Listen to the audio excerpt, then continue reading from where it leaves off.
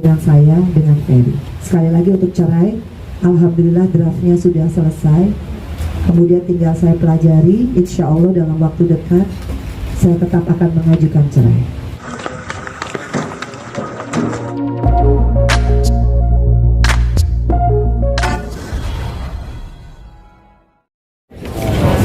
Jadi Ibu Pena sudah menjawab ocehan. Ya sana kan ngoceh melulu, ya.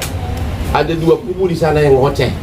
Satu katanya pengacara keluarga, ngoceh terus, tapi nggak tahu apa yang diomongin, ya. Yang kedua ngoceh dari pihak Ferry dan kuasanya. Pertama tadi kan Ferry mengatakan bahwa darahnya itu dari dia pukul-pukul dirinya ke tembok, ya. Tapi nggak ada luka. Sekarang dia rubah lagi, ya. Dia mengatakan itu mimisan. Mana ada mimisan segitu banyak darah? Terus kalau itu memang bukan perbuatannya, kenapa dia minta maaf? Minta maaf melalui video, minta maaf dan juga mengaku di depan penyidik di Polda. Ya, itulah inti-inti pokok dari apa yang terjadi dan bagaimana pihak sana mutar-mutar jawabannya karena sudah ke sudut. Dan kita sangat, dan Pena sangat berharap agar kemungkinan besar dalam waktu dekat kasusnya akan limpah ke kejaksaan. Dalam hal ini Kejaksaan Tinggi Jawa Timur.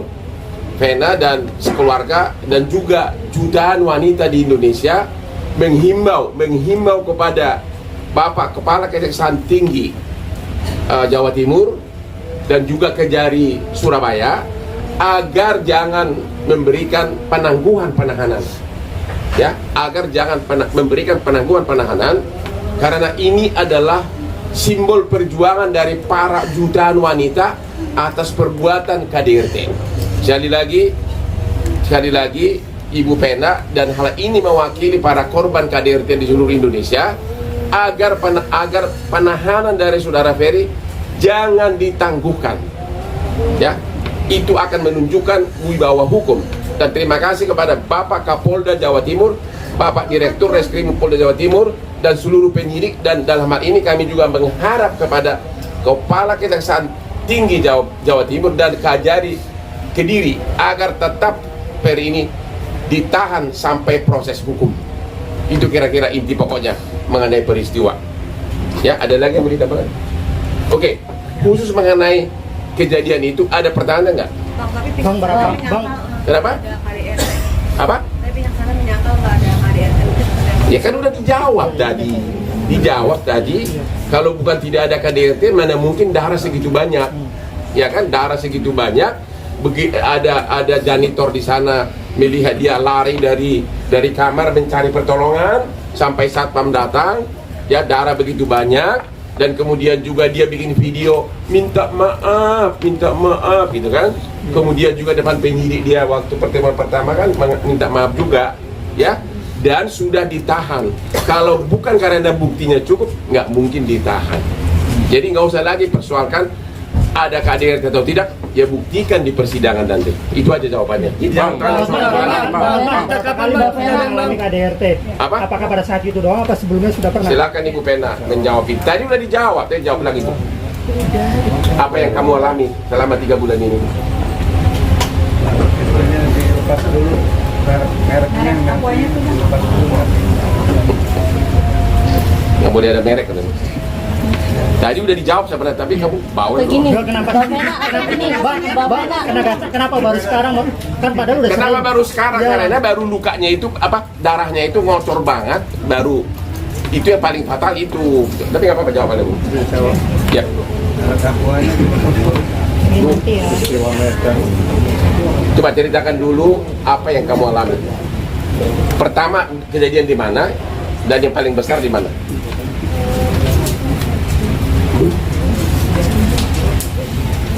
Saya menikah sama Ferry kurang lebih 10 bulan. Selama 10 bulan, 6 bulan memang Ferry tidak pernah melakukan KDRT. Tapi di bulan November tanggal 17 saya ingat banget karena saya harus ada di Medan dalam rangka undangan sebagai influencer. Saya ingat tanggal itu karena habis itu saya harus foto. Jadi saya Di situ saya ingat tanggalnya, kemarin saya baru lihat. Kalau untuk KDRT di luar dari rumah adalah di Medan itu. Di dalam kamar itu pagi-pagi seperti biasa ada keinginan yang tidak terpenuhi. Dan jam 9 saya harus sudah siap sebagai influencer untuk acara talk show. Habis itu saya bilang, Bi, saya harus siap-siap, saya harus mandi, harus breakfast, harus semua. Habis itu seperti biasa saya udah tahu kalau keinginannya nggak diturutin pasti ada masalah, dan benar. Akhirnya singkat cerita, karena dia ngambek marah, akhirnya berantem lah. Kalau berantem verbal itu sering biasalah rumah tangga. Tapi kalau tiba-tiba saya dipiting, seperti yang saya tadi sebutkan, dipiting itu adalah, mungkin Bang Hotman udah pernah memperagakan waktu kita di Polda. Itu sakit sekali. Karena apa? Dia tuh pesilat. Jadi tenaga dia tuh semua pasti tenaga yang luar biasa kerasnya. Dan itu selalu mengenai tulang rusuk saya selalu sebelah kiri. Karena kan simpulnya dia tangannya kan di sini ya. Habis itu saya kalau udah kayak gitu saya nggak bisa ngapa-ngapain kecuali kaki saya lemes, tangan saya lemes. Habis itu saya diangkat, didorong ke lantai. Waktu itu lantainya memang karpet, diangkat lagi, didorong lagi ke kursi, diangkat lagi, didorong lagi ke tempat tidur dan dipekap. Tapi memang gak ada yang bisa nolongin saya karena selalu digedein TV-nya. Jadi gak ada yang denger saya pada saat itu. Dan itu sampai 8:30 saya bilang, Bi, ini saya mau acara, gak apa-apa kita bikin malu aja. Kan kamu lagi gak pakai baju, saya juga gak pakai baju. Udah kita bikin viral aja. Kita bikin aja viral, kita mati berdua di sini. Di situ saya udah pasrah. Mungkin saya udah mati kali atau apa, saya nggak ngerti itu ancaman atau apa.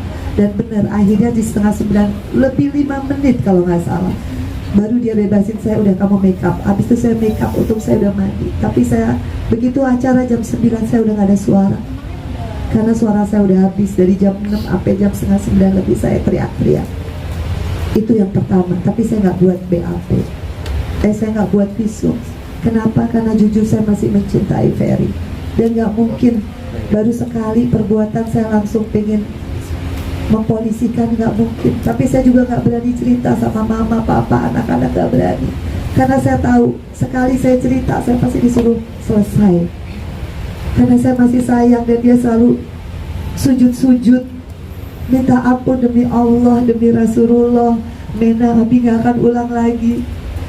Abi minta maaf, Abi gak akan ulang.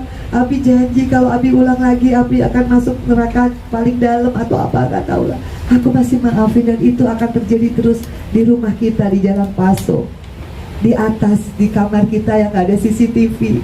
Makanya setiap kali dia meeting, aku udah bilang, Bi, aku gak kuat, Bi, aku udah tua, udah 50 tahun, nanti tulang aku geser gimana?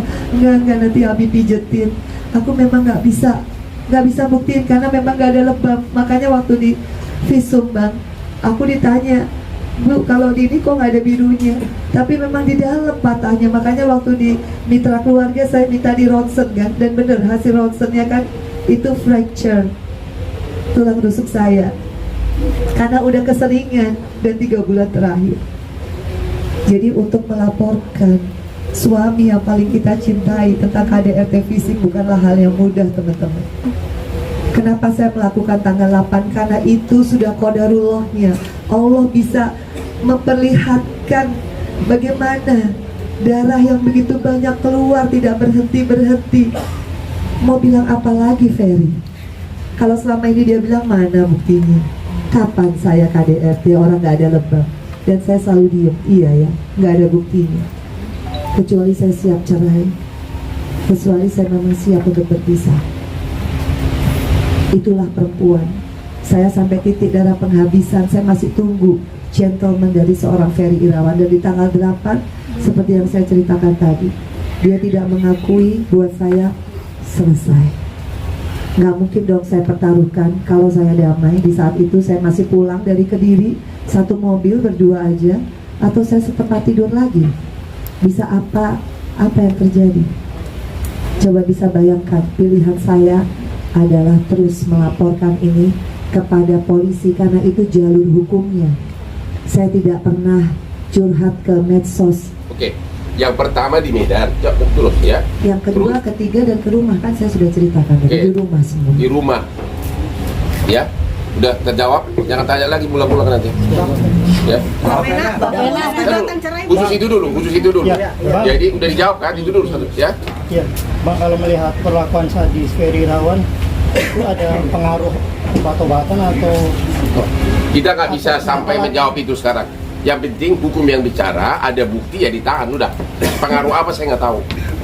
Ya, yang lain? Bang, yang memicu, Bang. Ini dulu deh. Yang memicu maksudnya Mbak Fena yang memicu itu apakah itu permasalahan kecil Dulu itu atau berat?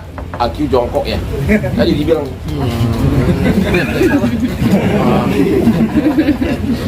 Ada permintaan yang tidak dipenuhi.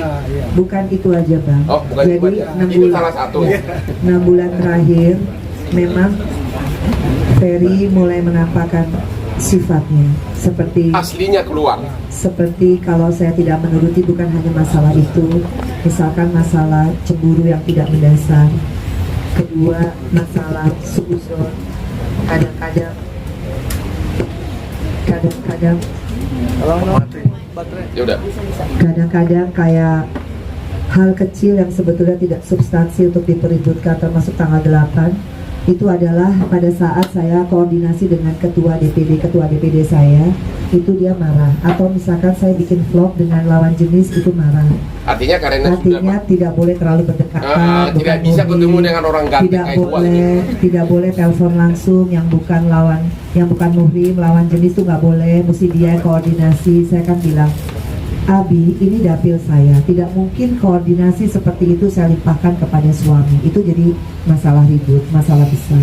Jadi sebetulnya itu bukan yang Ferry yang saya komit gitu, karena kan dia sudah tahu kalau saya ini pekerja dan dari awal kita sama-sama dari nol. Jadi kalau soal finansial, saya tidak pernah menuntut Ferry apapun. Kalau ada rezeki berdua, alhamdulillah. Kalau tidak ada, saya siap untuk mengcover karena itu sudah jadi komitmen saya. Tapi yang saya masalahkan adalah KDRT fisik yang menyebabkan di tanggal 8 bagi saya tidak ada pilihan lain kecuali melapor. Itu aja. Jadi kalau sampai aib itu bukan aib. Karena sekali lagi kalau KDRT yang sifatnya penganiayaan dan di sini sifatnya saya sudah bisa visum, artinya itu pidana. Kalau pidana itu bukan aib. Itu pasti konsumsi publik, karena dengan saya melapor kepada polisi otomatis itu akan diakses oleh media. Dan sekali lagi buat saya itu sudah qadariyah, sudah waktunya untuk menjadi seperti ini selesainya perkawinan saya dengan Ferry. Sekali lagi untuk cerai, alhamdulillah draftnya sudah selesai, kemudian tinggal saya pelajari, insya Allah dalam waktu dekat saya tetap akan mengajukan cerai.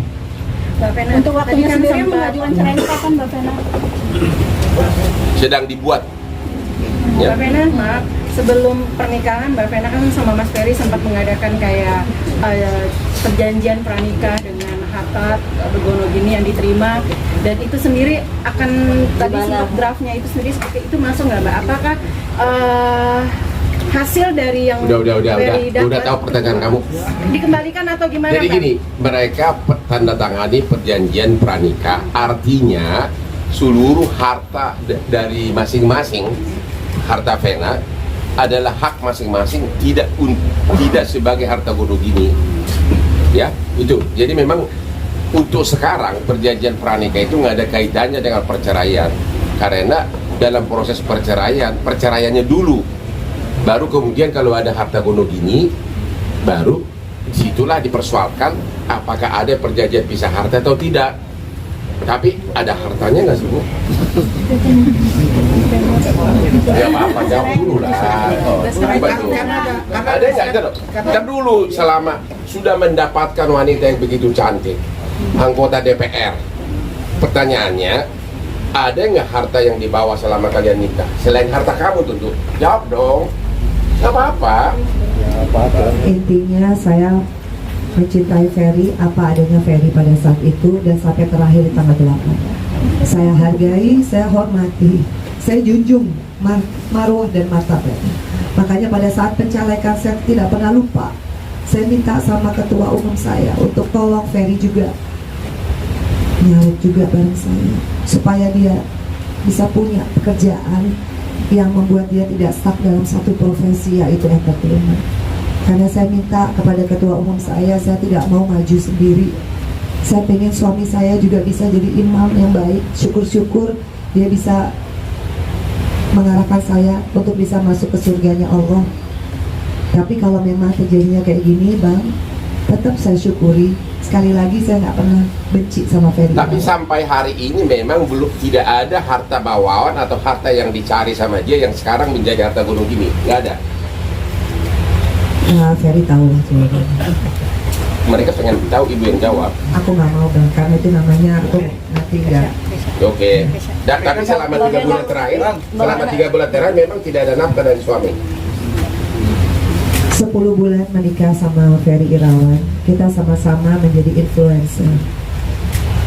Apa yang menjadi penawaran aku paketin sama Abi. Siapapun, baik itu dari partai, dari endorse, dari apapun. Kalau pakai saya, berarti bisa pakai Ferry Irawan juga. Artinya as a couple ya. Dan kalau ada, itu aku atur sedemikian rupa supaya cukup semuanya. Kalau nggak ada, kayak beberapa bulan terakhir, itu pun aku tidak pernah mengeluh. Karena aku selalu bilang, yuk Bi, kita jadi apa aja bisa hidup kok. Kan Allah itu ada. Abi selalu ngajarin aku, Mena, ini dari Abi ya, jangan lihat nilai, syukurin, karena nanti ditambah sama Allah. Makanya aku selalu bilang, Bi, Abi yang mana sih? Aku pengen Abi yang dulu, itu yang selalu harapin. Abi yang dulu, Abi yang dari awal katanya hijrah. Kebetulan aku baru juga berhijab, Bi. Abi yang ngajarin aku gimana caranya sholat yang benar, bacaan pakai bahasa Arab semua, niat. Jadi aku kadang bingung gitu, Abi yang mana? Selalu aku bilang, Abi yang mana sih? Tapi itulah, Allah itu maha baik. Aku bilang Allah maha baik. Aku nggak tahu orang punya niat apapun, Allah ngasih tahu dengan caranya Allah. Meskipun aku bilang sama Atala, nggak usah malu Atala, kan dia kadang malu. Kenapa mama nggak damai? Berapa kali mama bilang, adek, gimana mama mau damai? Kalau orang nggak ngaku, mama mau percaya gimana? Mama tidur 24 jam sama dia, belum Fania, belum Feral, Atala, terutama Fania yang masih kecil. Itu tanggung jawab orang saya. Kalau saya menikah sama orang itu harus orang yang benar-benar amanah, yang jadi imam yang baik, yang bisa menjaga saya dan anak-anak saya, terutama Fania yang masih kecil. Jadi bahasa hukumnya yang mau dijelaskan tadi untuk menjawab pertanyaan kamu, tidak ada harta bawaan dari Ferry dan juga tidak ada harta Gonogini hasil keringat Ferry yang menjadi persoalan. Yang ada adalah harta dari Vena. Oke? Ya. Mbak Vena, apa sih yang membuat Mbak Vena sepertinya seperti agak bucin gitu Mbak Vena kepada Mas Ferry? Apakah dulu dia sempat janji-janji? Gini, jadi aku juga bertanya ke dia, ya, kok waktu kamu nikah sama dia, kamu nggak menilai kalau sudah 3 kali cerai, semudah itu, berarti ada sesuatu, ya. Ah, sekarang dia lah yang menjawab. Nggak mau dia jawab itu. Udah. Bang, kemarin sempat ada statement dari pihak sebelah, katanya masalah nafkah ya. Ferry itu endorsement segala macam masuk ke Mbak Vena. Nah, ini bisa dijelaskan, Bang? Silakan jawab. Gue nggak mau campur. Seperti yang saya kemukakan tadi, endorsement tidak mungkin setiap bulan ada, karena endorsement itu bukan seperti gaji bulanan dari perusahaan. Endorsement ada kalau memang alhamdulillah ada, Mas. Tapi kalau di saat beberapa bulan terakhir tidak ada, seperti yang saya sampaikan, artinya itu sudah jadi komitmen dan tanggung jawab saya. Saya nggak pernah masalahin itu, karena buat saya, sekali saya menikah dengan orang dengan keadaan apapun, saya akan komit. Itu yang saya selalu bilang. Saya cuma butuh disayang, saya butuh imam. Kebetulan Fania pengen banget punya dada. Sesimpel itu, sesederhana itu. Jadi inti jawabannya, dalam 3 bulan terakhir ini total tidak ada uang masuk dari Ferry, tidak ada endorsement, sehingga biaya rumah tangga total Vena yang nanggung. Itu jawabannya. Kalau kau punya hati, wah lu. Bang, ada pekerjaan apa Pak Fena? Mas Ferry ini? Iya, iya silakan. Terkait ibunya Mas Ferry kemarin datang, Kenapa nggak disuruh? Oke. Saya pernah menangani perkara cerai di mana seseorang istri diusir katanya, dan agar masuk media sengaja saya minta istri itu datang ke rumah si cowok dengan membawa puluhan wartawan. Jadi waktu itu dalam kasus saya tujuan utama adalah agar publik tahu. Nah sekarang pertanyaannya begini, begitu kasus ini mencuat ke publik, ya sudah lapor polisi, sudah berkali-kali pihak sana atas nama keluarga melakukan konferensi pers yang intinya seolah-olah bahwa laporan dari Vena itu tidak benar, ya. Jadi mereka sudah berkali-kali, ya, bukannya datang ke rumah, tapi setelah 2 minggu baru sudah berkali-kali bikin konferensi pers. Tapi setelah kasus ini makin viral, akhirnya datang ibunya tapi bawa wartawan. Maksudnya apa gitu loh? Ya, jadi itu mau pencitraan doang. Itu jawabannya. Ya. Bang, Ya. Bang, apa kedatangan ibunya Ferry untuk melakukan jeratan hukumnya Ferry atau seperti apa? Kenapa? Kedatangan ibunya Ferry. Ya kita nggak tahu. Kita nggak tahu motivasi. Tapi yang jelas, seorang kalau memang niatnya baik, kenapa melakukan konferensi pers berkali-kali dengan menyewa pengacara yang intinya dalam konferensi pers tersebut berkali-kali mengatakan seolah-olah laporan dia itu tidak benar, dan kemudian akhirnya datang sesudah kasus ini viral tapi bawa wartawan. Maksudnya apa? Apakah begitu sikap seorang ibu kalau memang sayang sama mantunya? Anda tahu sendirilah jawabannya lah, ya. Adakah permintaan maaf Bang dari keluarga Mas Ferry? Bagaimana minta maaf, orang malah dalam konferensi pers berkali-kali justru menyangkal semua kan? Justru menyangkal, bukannya, makanya kita bingung. Berkali-kali di konferensi pers atas nama keluarga, dah bahkan anaknya sama putrinya ada di situ ya, ya. Semua yang mengatakan seolah-olah Ferry itu yang benar, dia pelaporan dia itu nggak benar gitu loh. Yang minta maaf itu kan yang di video sama di depan penyidik, yaitu Ferry-nya sendiri. Dari keluarganya nggak pernah. Makanya kok kenapa tiba-tiba sesudah 2 minggu datang, ya tapi membawa wartawan gitu loh. Berarti dia WA kalian dulu, aku mau datang loh. Bang, Ya ikutin gue yuk. Gitu. Bang, ini kan datang ke rumah mungkin karena Kenapa bawa kamu? aku nggak datang Bang. Kenapa ini bawa makhluk gitu loh?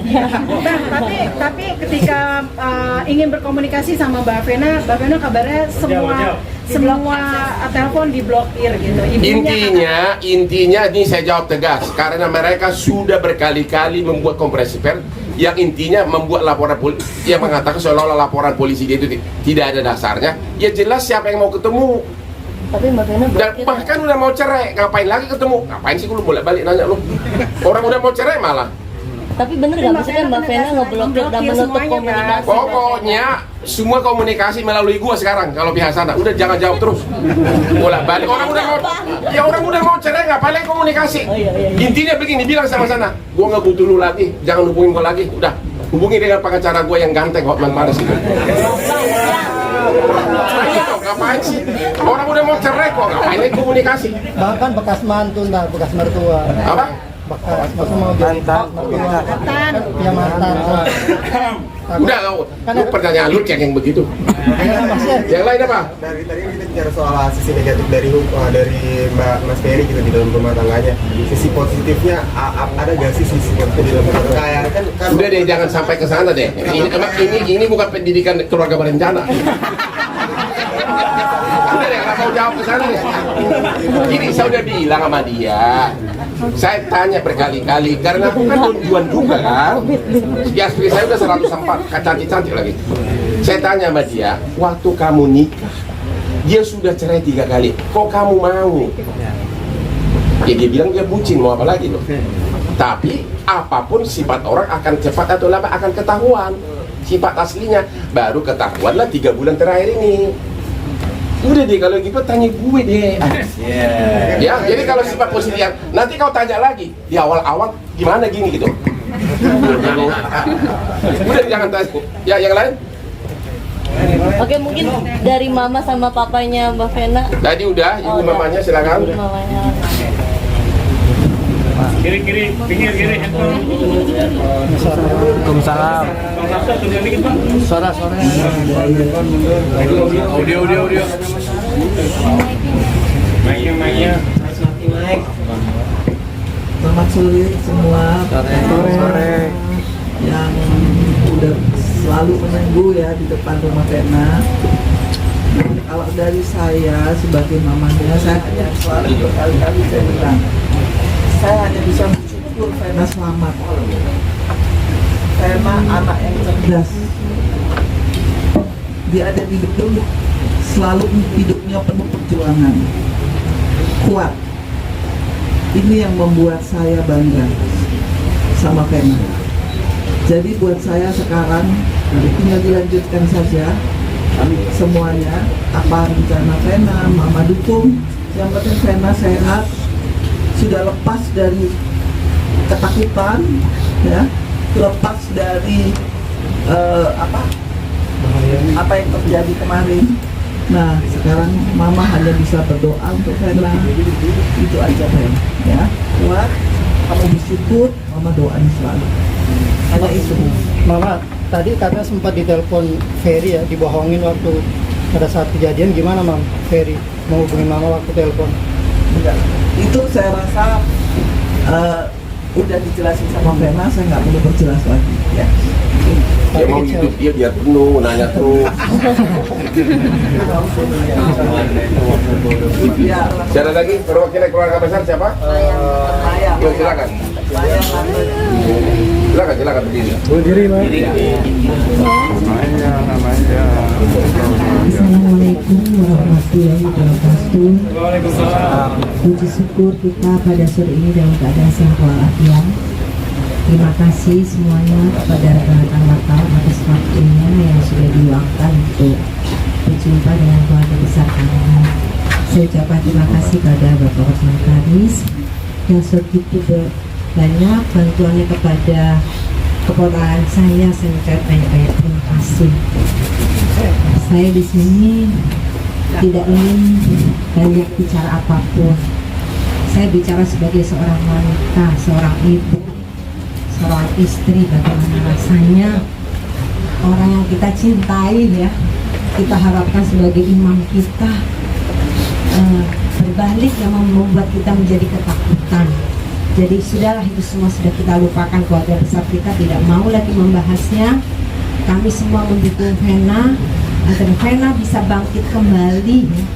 Saya bersupport Vena sebagai tantenya, ya. Vena harus kuat, saya percaya Allah itu ada bersama kita semua, itu kita yakin, ya. Jadi dengan kekuatan yang diberikan Allah, memang semua kita tuh melangkah, nggak mungkin kita semua mulus dalam perjalanan hidup ini. Semua kehidupan pasti ada cobaan, tapi semua biarkan semua keluarga besar memaafkan, tapi proses hukum tetap berjalan. Jadi nanti pengadilan lah yang memutuskan. Apapun yang mereka katakan, semua kami tidak mau berkomentar apapun, kami serahkan kepada hukum. Jadi saya cuma bisa mensupport keponakan saya Vena untuk membuka lembaran hidup kembali yang baru, yang saya yakin Allah akan bersama dia dan selalu melindungi keponakan saya. Itu saja dari saya. Terima kasih. Wassalamualaikum warahmatullahi wabarakatuh. Mbak Vena, seberapa berat sih kelihatannya emosionalnya terhadap seorang Ferry Irawan? Orang udah mau cerai masih nanya begituan loh. Nggak ada emosi lagi, nggak ada feeling lagi. Ya udah bukan cerai kok masih menanya seberapa emosional. Sangat emosional, makanya mau cerai. Ya. Bang, kapan mau masuk berkas ke pengadilan agama? Gua kebanyakan klien jadi belum sempat. Udah kasih draftnya sama dia. Ya. Minggu-minggu ini. Bulan ini Bang. Bulan ini, minggu ini. Anda itu tanya bukan karena sayang sama Vena, agar tetap YouTube lu terisi kan? Iya, dalam Kepastiannya, Bang. Iya, lebih cepat lebih bagus. Ya, biar YouTube kamu sama siaran kamu terisi terus. Terima kasih. Bang, kalau Atala sama Vero kan mereka udah besar ya. Kalau untuk si kecil sendiri menjelaskannya seperti apa? Itu mencari Mas Ferry sendiri. Mau jawab? Kan tadinya deket Ya. Ini terakhir ya teman-teman, karena waktunya banget bagi dia dan saya juga jujur saya masih asesmen psikologi sampai saat ini, dan juga saya akan melanjutkan lagi untuk periksa tulang rusuk saya. Dan saya jujur saya di fase yang sebetulnya depresi sebetulnya. Di saat saya selalu melihat keluarga saya begitu support, di saat itu penyesalan dan rasa bersalah saya luar biasa. Tapi alhamdulillah Fania lah tadi yang selalu menghibur. Dia nggak pernah nanya dada lagi, dia tahu. Sampai dia punya gelang itu ada tulisan Ferry, dia bilang, "Mama, aku mau buang ini. Aku nggak mau lihat lagi nomor ini." Itu. Jadi buat saya Fania menjadi penghibur Ferol dan Atala. Jadi alhamdulillah sekarang saya udah bisa sedikit demi sedikit untuk menata hati. Dan terima kasih sekali lagi buat teman-teman wartawan. Ini adalah jawaban saya yang terakhir. Saya nggak akan lagi kasih preskon. Saya mohon tolong kawal kasus saya ini. Tolong dikawal kasus saya ini supaya menjadi satu motivasi buat semua perempuan. Tidak ada yang bisa menolong diri kita kecuali diri kita sendiri.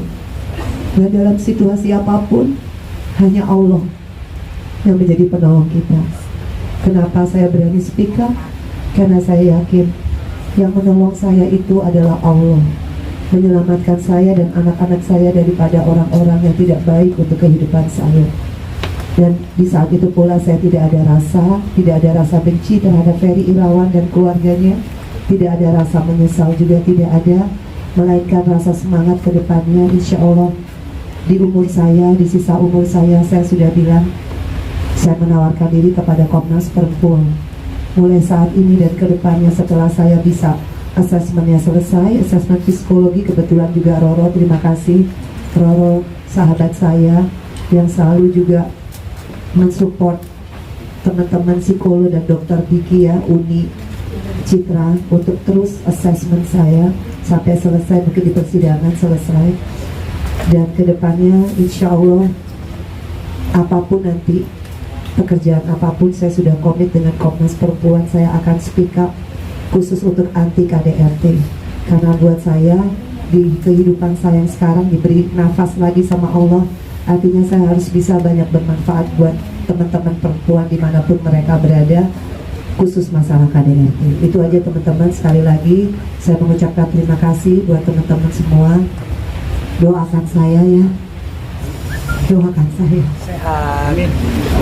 Doakan saya supaya saya bisa selalu semangat dan selalu positif thinking, karena saya nggak mau sakit, saya mau sembuh dari penyakit kekecewaan ini. Dan saya ingin Fania bisa saya besarkan dengan baik dan melihat Ferel sama Atala sampai nanti mentas di kehidupan yang berikutnya, dia nanti menikah. Wassalamualaikum warahmatullahi wabarakatuh. Oke, jadi perkembangan terakhir penyidikan sudah hampir selesai di Polda Jawa Timur dan diharapkan dalam waktu dekat akan dilimpahkan ke kejaksaan di dalam hal ini kejaksaan Jawa Timur, dan sesuai dengan TKP-nya adalah di Kediri, kemungkinan besar persidangannya akan di Pengadilan Negeri Kediri. Ya, itu kesimpulan terakhir. Saya kira sudah selesai kan? Ya, cukup, dan terima kasih semua atas kehadiran rekan-rekan. Ya udah itu aja. Ya, Pak, kalau pihak sana mengklarifikasi, kita mengklarifikasi ke siapa? Kita sudah tidak mau lagi klarifikasi. Tunggu aja di persidangan. Oke, udah. Nggak butuh lagi klarifikasi. Tepatnya kapan mau persidangan itu? Ya, saya udah jawab tadi. Kamu nanya tunggu dilimpahkan. Akan ada tambahan bukti baru atau gimana? Hampir semua sudah masuk dan sudah memenuhi syarat, sehingga memenuhi syarat untuk ditahan. Gimana gua tahu, yang nutup kan bukan gua, jaksa. Oke, Bang. Oke. Terima kasih ya. Foto rame-rame. Foto rame-rame. Bang, Kiri.